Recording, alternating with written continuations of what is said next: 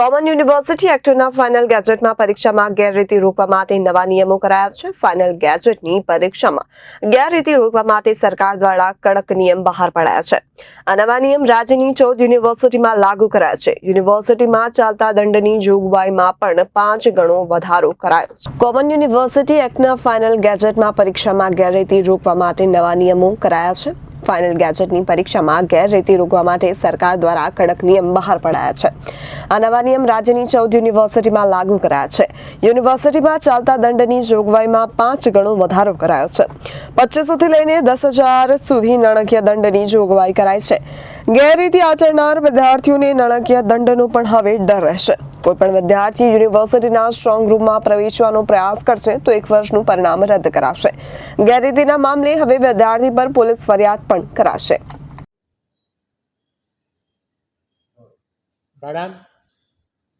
આપણા ગુજરાત રાજ્યની અંદર પ્રશંસનીય પગલું એટલે કે યુનિવર્સિટી કોમન એક્ટ, જ્યાં સ્ટેટ યુનિવર્સિટીઓ જે છે 14 અને એનું સ્ટેટ્યુટનું ગેઝેટ બહાર આવતા એમાં પરીક્ષાના સંદર્ભમાં જે કેટલાક કડક નિયમો જે છે તે કે વિદ્યાર્થીને લઘુત્તમ રૂપિયા 2500થી શરૂ કરીને રૂપિયા 10,000 સુધીની આર્થિક દંડની એની જોગવાઈ કરવામાં આવી છે। જેની અંદર વિદ્યાર્થી પહેલાં દરેક યુનિવર્સિટીની અંદર પરીક્ષાના જે નિયમો હતા એ અલગ અલગ હતા ગેરરીતિના। એટલે વિદ્યાર્થી જ્યારે ગેરરીતિ કરશે ત્યારે તેને આખા રાજ્યની જે 14 યુનિવર્સિટી છે તેમાં તેને અલગ કોમન આર્થિક દંડની જોગવાઈ કરવામાં આવી છે। આનાથી આ કોમન એક્ટથી આપણી જે 14 યુનિવર્સિટીઓ છે જેમાં સામાન્ય રીતે ગુજરાત રાજ્યની 50% કરતાં વધારે વિદ્યાર્થીઓની સંખ્યા આ 14 યુનિવર્સિટીમાં જ્યારે ભણે છે ત્યારે એ વિદ્યાર્થી એક યુનિવર્સિટીમાંથી બીજા યુનિવર્સિટીમાં સમાન અભ્યાસક્રમમાં ખૂબ સરળતાથી જઈ શકશે।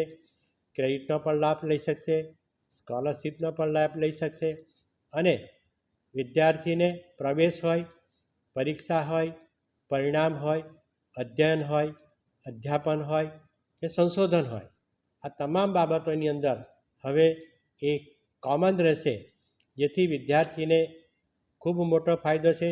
સાથે સાથે એના નિયમો જે છે કર્મચારીના હોય કે વિદ્યાર્થીના હોય કે નાણાકીય બાબતોના એ પણ કોમન રહેવાથી યુનિવર્સિટીનો વહીવટ ખૂબ સરળતાથી થશે અને સાથે સાથે વિદ્યાર્થીઓને પણ આ મોટી આર્થિક દંડની જોગવાઈ થવાથી વિદ્યાર્થીઓ પર પણ ગેરરીતિ પર ચોક્કસપણે અંકુશ આવશે। આ ઉપરાંત માર્ચ, એપ્રિલ અને મેમાં જો વિદ્યાર્થી ગેરરીતિ કરશે તો એ વિદ્યાર્થી ઓક્ટોબર, નવેમ્બર અને ડિસેમ્બરમાં બેસી શકશે અને ઓક્ટોબર, નવેમ્બર, ડિસેમ્બરમાં ગેરરીતિ કરશે તે વિદ્યાર્થીને તક માર્ચ, એપ્રિલ અને મેમાં આપશે। વચ્ચે લેવાનારી પૂરક પરીક્ષા કે ઓન ડિમાન્ડ જેવી પરીક્ષામાં આનો માટે સ્ટેટ્યુટમાં કોઈ જોગવાઈ કરવામાં આવી નથી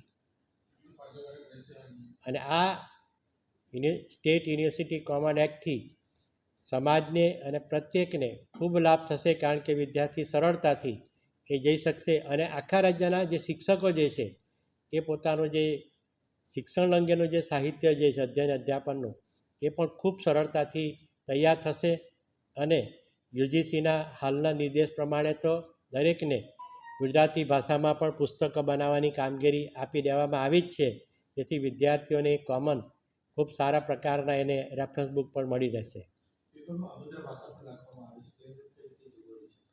જો એ અભદ્ર ભાષા જો લખશે તો તેની અંદર પણ એને માટે 5,000 કરતાં વધારે તેના પર આર્થિક દંડની શિક્ષા પણ છે અને એના પર જરૂર લાગે તો પોલીસ કેસ પણ કરી શકાય છે। Reporter Arvind Rathod, Janadesh news, Surat.